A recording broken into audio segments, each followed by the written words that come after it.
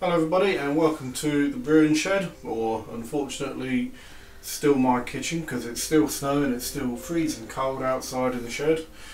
And today I'm going to be making a turbo cider. Now you'll hear me mention him quite often in my videos. This is a recipe that I got off of What's Brewing UK. It's just basic apple juice, 5 litres. And yeah, we're going to make some cider out of that. So let's get on with it. First thing we're going to do, we're going to measure out 500 millilitres.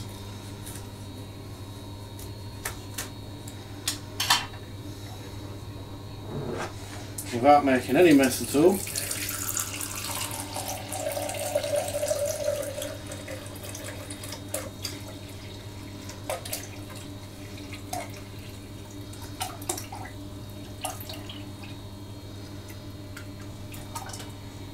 Of apple juice.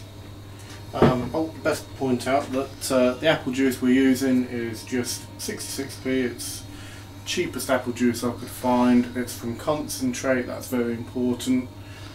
You can use any apple juice that you want, but we shop at Asda, so I use Asda apple juice. So we've measured out 500 millilitres of apple juice, or half a litre. And I've previously measured out 150 grams of sugar. So what we're going to do, we're going to pour the apple juice into a pan.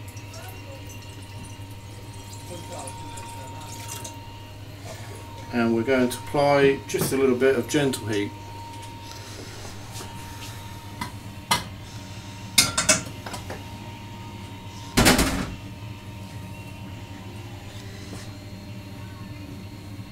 No.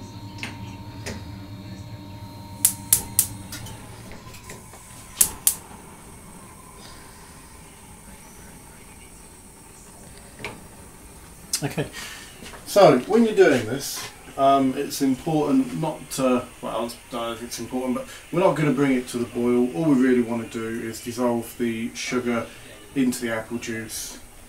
We don't want it too hot either, because obviously pouring hot liquids into a demijhon ain't going to do your demijhon any good, it could crack. So we'll put our sugar in.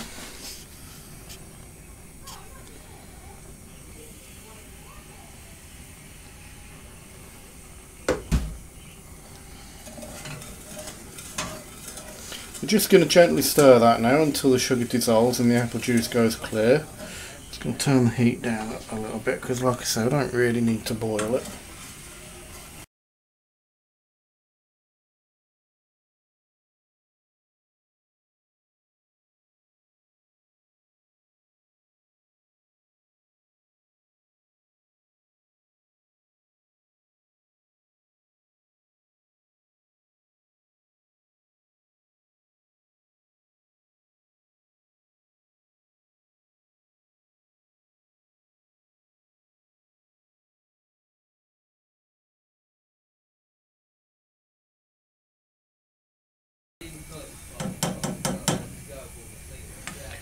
So yep, I don't know if the camera's picking that up as well as it looks from here, but as you can see the sugar is completely dissolved into the apple juice. So we're going to take that off the heat now.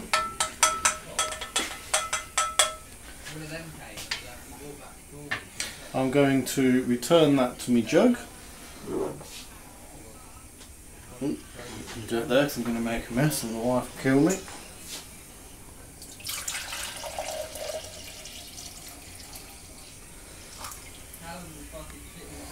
And all I'm going to do now is I'm going to run some water into the sink just to help cool it down a little bit and get it ready for the demijhon. So we'll see you in a couple of minutes when that's done. Okay, welcome back. So it's been in there for a little while now. It's cooled down quite well. As you can see, that is lovely and clear, so all the sugar's dissolved. It's just what we wanted.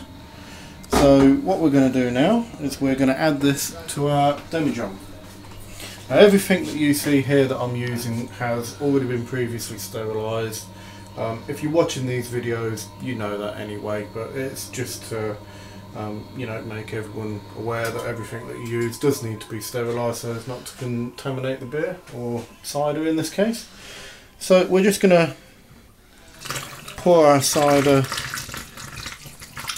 into the pour our apple juice with the sugar solution in it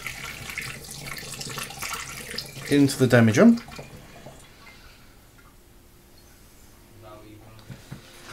Okay, and then real easy, I'm going to put that to one side actually just for now. That's still got the 500 millilitres in there. So real easy, just pour the rest of our apple juice into the demijhon.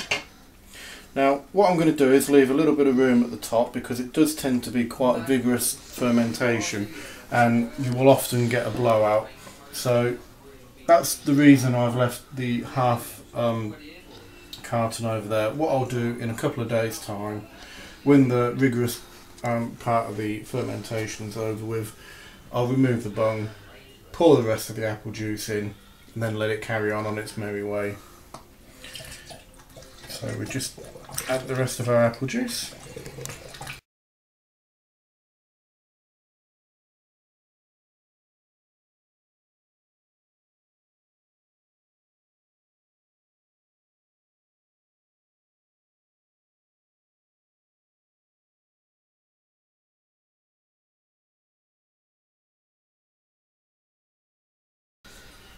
Okay, so yep, the next step is to add our yeast. Now what I did use last time was champagne yeast to give it a much drier taste, but this time I'll try something a little bit different. So we're going to be trying some cider yeast, sweetener.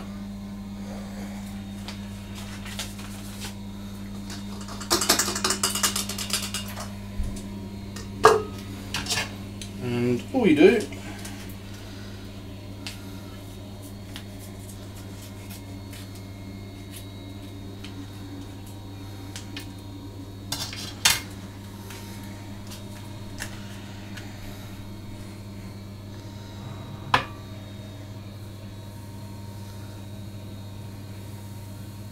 pour that in there.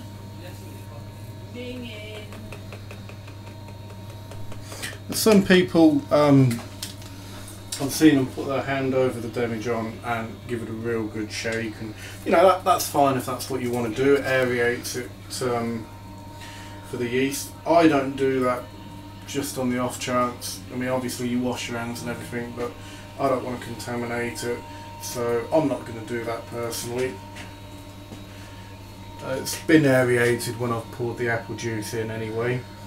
So the last step in the process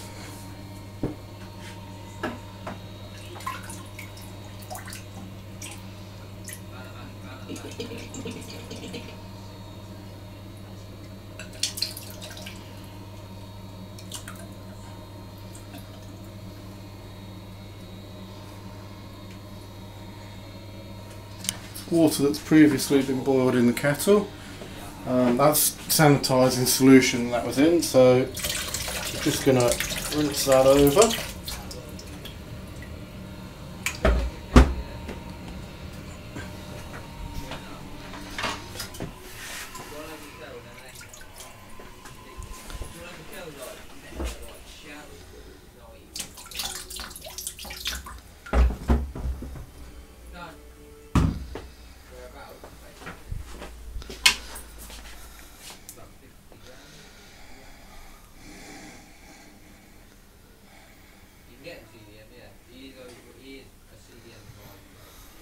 Just going to put the bung in.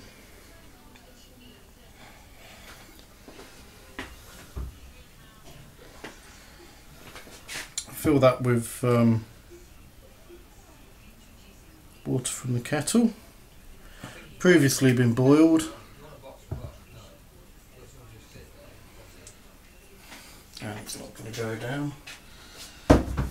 Don't you love it when everything just works perfectly?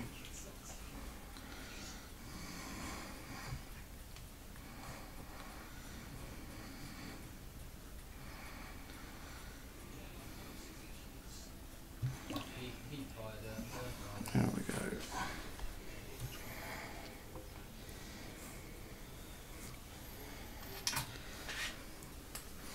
Put the cap on.